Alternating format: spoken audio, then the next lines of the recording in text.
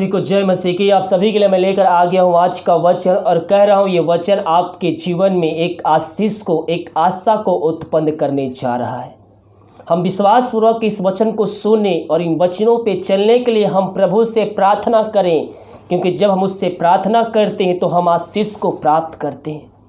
प्रार्थना हमें परमेश्वर के करीब लाता है। पवित्र आत्मा के द्वारा हम परमेश्वर से बातचीत कर सकते हैं। मेरे प्रियो, तो हमें प्रार्थना नियमित तौर पर सुनना है, करना है और हमें आशीष प्रदान करता है।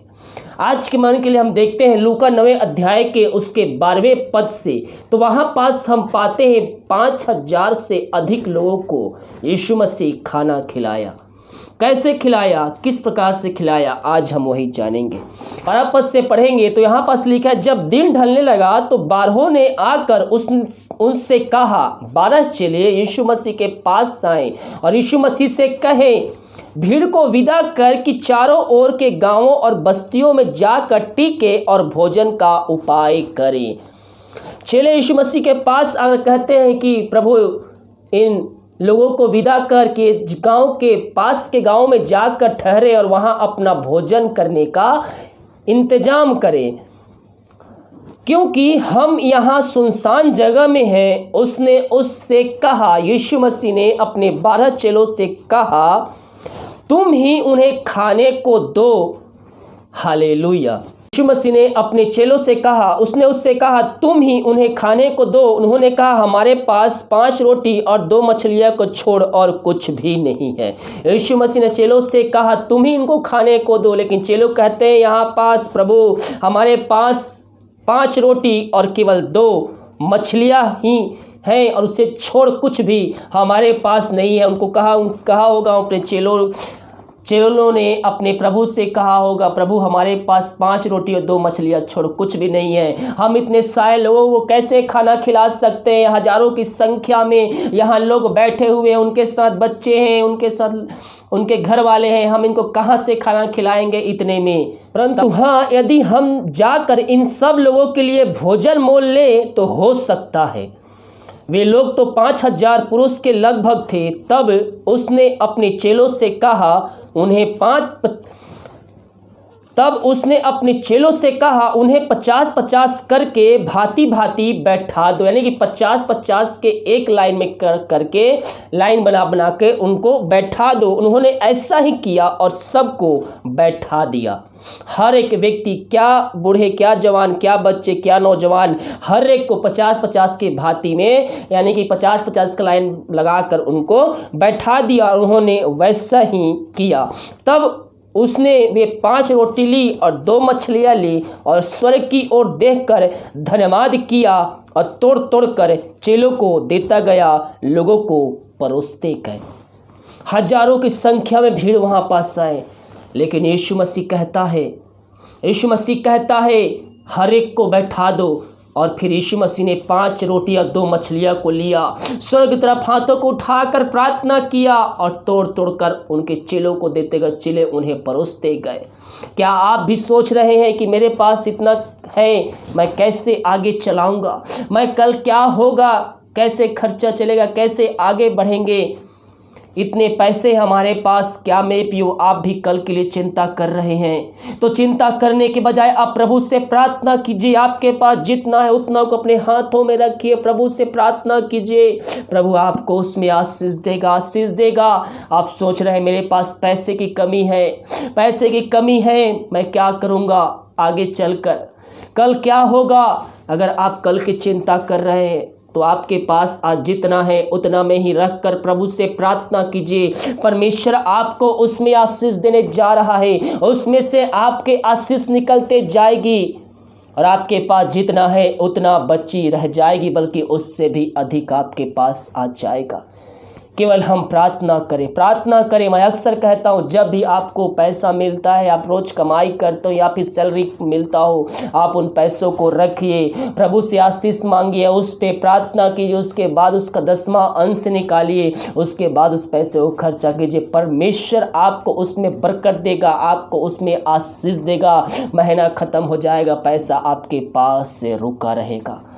अगर आप वो कार्य नहीं करते हैं, आप दशमांश नहीं निकालते हैं, तो उसके अधिक बीमारियां आपके जीवन में आ जाएगी, बीमारियां अधिक पैसा ले जाएगी और आपका पैसा खर्चा हो जाएगा, बल्कि और आपको कहीं इधर से उधर भी लेना पड़ सकता है। इस वीडियो को देखने वाले ऐसे बहुत से भाई बहन हैं जो कि प्रभु के विरुद्ध में कार्य करते हैं, प्रभु के वचनों पे नहीं चलते हैं, वो इस महीना उस महीना करके वो अपने जीवन में श्राप को लाते हैं, वो आशीषों से वंचित हो जाते हैं। परमेश्वर कभी भी हमारी आशीषों को नहीं रोकता मेरे प्रियो, बल्कि हम शैतान के चालों में फंसकर, उसके बातों में फंसकर हम परमेश्वर के आशीष से और परमेश्वर से हम दूर हो जाते हैं।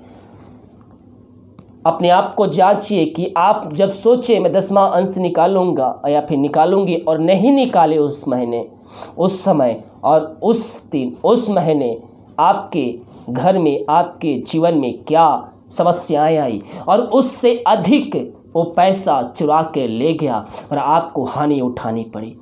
बहुत से लोग, परमेश्वर का आत्मा मुझे दिखा रहा है, बहुत से लोग हैं, बहुत से लोग इस परेशानियों से जूझ रहे हैं। वो सोचते हैं लेकिन वो कर नहीं पाते, जिस कारणवश शैतान उनके जीवन में अटैक करता है और उससे अधिक उनको हानि उठानी पड़ती है। परमेश्वर का आत्मा आपसे कहना चाहता है, आपसे बातचीत करना चाहता है और कहता है प्रभु के वचनों पे चलने के लिए। जब हम प्रभु के वचन पे चलेंगे, हम प्रभु से आशीष करके हम हर एक कार्य करेंगे, परमेश्वर हमें उसमें आशीष प्रदान करेगा।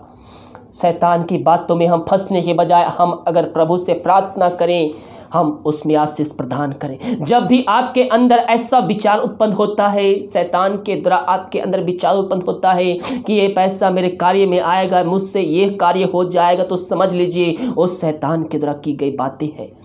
उसी समय अपने जीवन छिड़काइए। हालेलुया, हालेलुया, धन्यवाद यीशु। यीशु के लहू में हम जला के शून्य करते हैं। उन बातों को अपने मन से झिड़का दीजिए, प्रभु से प्रार्थना कीजिए।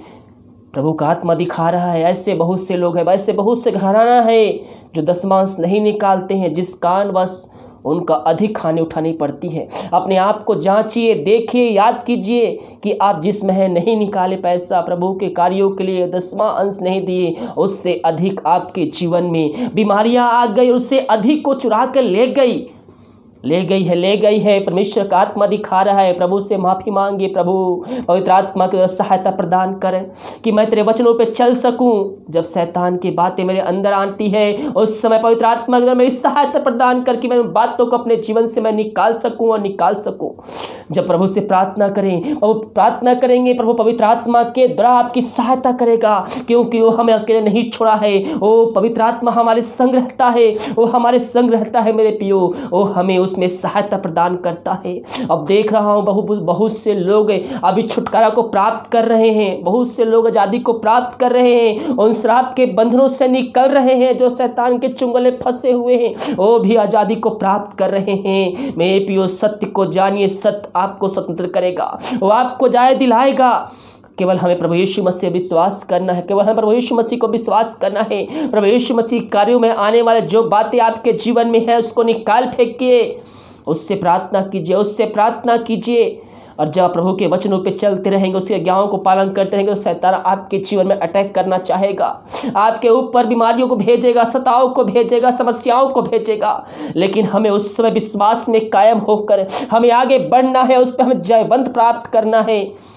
परमेश्वर हमारा परमेश्वर है, वो हमें अकेले नहीं छोड़ेगा, वो हमारे हर एक परिस्थितियों में सहायता करने के तैयार है। केवल हम उस पर विश्वास करने वाले हो जाए। आज ऐसे बहुत से भाई बहन हैं जो इस प्रकार से कार्य करते थे, वो प्रभु के राज के लिए दशमांश निकालते थे, प्रभु कार्य के दशमांश नहीं निकालते थे, और जिस कारणवश उससे घर में बीमारियां, दुख, तकलीफ आती थी, समस्याएं आती थी, और उससे अधिक वो उनके जीवन से पैसे को चुरा कर ले जाती थी, आशीष को चुरा कर ले जाती थी, और आशीषों से वंचित हो जाते थे। लेकिन ऐसे बहुत से लोग आज उस समस्याओं से छुटकारा पाने जा रहे हैं। वो प्रभु की ओर खेल रहे, प्रभु से प्रार्थना कर रहे, प्रभु मेरी सहायता कर, पवित्र आत्मा की तरफ सहायता कर। जब ये बातें मेरे अंदर आती है, तो उन बातों को मैं जयवंत को प्राप्त कर सकूं और प्रभु के राज के लिए मैं आगे आ सकूं।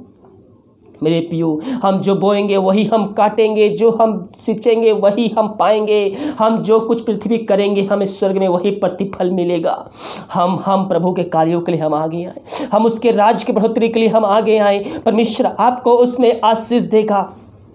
हालरबा सीखरबा रक्तम चयम। अपने आप को प्रभु के सामने रखिए, उसके चरणों में आकर उसके उपस्थिति में बैठते हुए इन गलतियों के लिए उससे माफ़ी मांगिए। वो दयालु है, अनुग्रहकारी है, वो हर एक श्राप के बंधन को तोड़ने के लिए तैयार है। वो लहू जो बहाया गया वो हमारे खातिर बहाया गया। वो लहू में सामर्थ्य है जो हमें अंत जीवन से सहभागी बना सकता है।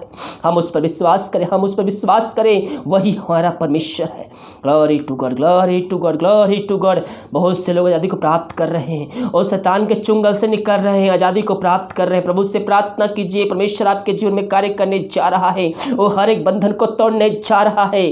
उससे प्रार्थना कीजिए, प्रार्थना कीजिए, प्रभु मुझको सहायता प्रदान कर, ये कार्य करने में, दशमांश निकालने में मेरी सहायता प्रदान कर। इस बीच में जो भी रुकावटें आ रही है मेरे जीवन में, उन बातों को मेरे जीवन से दूर कर खुदावन। प्रभु से प्रार्थना कीजिए, प्रभु आपको इसमें सहायता प्रदान करेगा। हाँ प्रभु जी, इन सब को तो छुटकारा दिलाया, आशीष प्रदान किया, हम धन्यवाद देते हैं। ग्लोरी ग्लोरी ग्लोरी हस्सी खराबा सबरबा हुलरबा रिस्सी खराबा रक्तम जयम, रक्तम जयम। धन्यवाद यीशु, धन्यवाद यीशु। Glory glory glory. परमेश्वर आपके जीवन में हर एक बंधन को तोड़ने के तैयार है। और जितने भाई बहन प्रभु के मुख में आकर विश्वास के साथ प्रार्थना किए हैं, परमेश्वर उनके बंधन को तोड़ा है। Glory to God, hallelujah, hallelujah. मेरे पियो, हम जितना सोचते हैं हम 10वां अंश देंगे और वो नहीं देते हैं, उससे अधिक हमारे जीवन में बीमारियां आ जाती हैं और आपको हॉस्पिटल में डॉक्टरों के पास से बिल देना पड़ता है, वो पैसे देने पड़ते हैं, उससे दुगने चौगने आपको देना पड़ता है, जिस कारणवश आपकी आशीष छीन जाती है। हालेलुया। तो हम उस पर विश्वास करने वाले हो जाए और विश्वास पूर्वक विश्वास में कायम होकर हम आगे बढ़ने वाले हो जाए। जिस तरह यहाँ पास 5 रोटी और 2 मछलियों से 1000 लोगों को यीशु मसीह खिलाया, आपके पास जितना है उतना प्रार्थना कीजिए, परमेश्वर आपके पूरे परिवार को महीने भर चलाने के लिए तैयार है। जब वो 5000 से अधिक लोगों को खिला सकता है तो आपके 8 से 10 लोगों को क्यों नहीं खिला सकता, आपकी जरूरतों को क्यों नहीं पूरा कर सकता। जब इनकी जरूरतें थी, यहाँ पास परमेश्वर ने, प्रभु यीशु मसीह ने कार्य किया, उनकी जरूरतों को पूरा किया, वो खाकर तृप्त हो गए, तो आपको तृप्त क्यों नहीं करेगा। वो आपको भी तृप्त करने के तैयार है। यहाँ कहता है उन्होंने ऐसा ही किया और सबको बैठा दिया। तब उसमें से 5 रोटियां और 2 मछलियां ली और स्वर्ग की ओर देखकर धन्यवाद किया और तोड़ तोड़ कर चेलों को देता गया, लोगों को परोसे। तब सब खाकर तृप्त हो गए और चेलों ने बचे हुए टुकड़ों से 12 टुकड़ियां भरकर उठाए। जब परमेश्वर इनको तृप्त कर सकता है तो आपको तृप्त क्यों नहीं करेगा। वो आपको भी तृप्त करने के तैयार है, केवल आप उस पर विश्वास करने वाले हो जाइए। जब हम उस पर विश्वास करेंगे तो हम उससे आशीष को प्राप्त करेंगे। परमेश्वर आपकी जरूरतों को जानता है, आपके समस्याओं को जानता है, आपकी चिंताओं को जानता है।